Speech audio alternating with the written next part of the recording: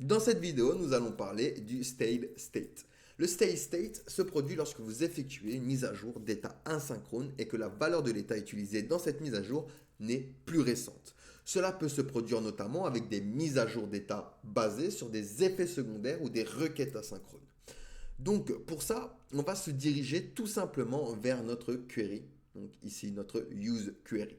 Par défaut, React utilise un temps de péremption de 0 millisecondes, ce qui signifie qu'il considère les données comme étant toujours obsolètes et qu'il effectue une nouvelle requête chaque fois que le composant est monté ou rafraîchi.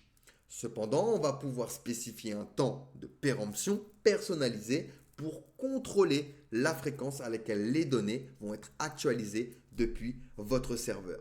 Et pour ça, on va utiliser tout simplement ici, on va se mettre entre enable et refetch on month, et on va mettre du coup un stale time.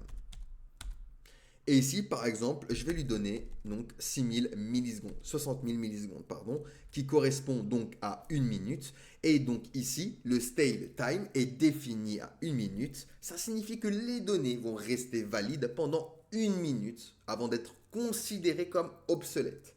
Ce qui va entraîner une nouvelle requête pour les actualiser.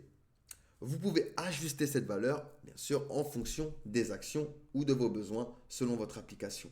Donc par exemple, parce qu'on ne va pas attendre bien sûr une minute, on va le mettre à 6 secondes. Alors, on va refresh. 1, 2, 3, 4, 5, 6. Et il va faire, hop, un nouvel appel, vous voyez.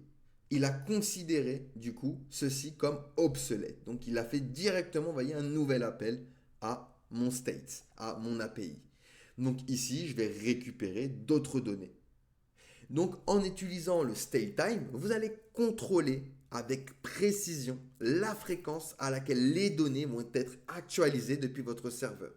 Et ça peut aider à réduire également les charges sur votre serveur et à améliorer les performances de votre application. Donc voilà pour le stale state. Allez, posez-moi des questions si vous en avez, sinon nous allons pouvoir passer du coup à la suite.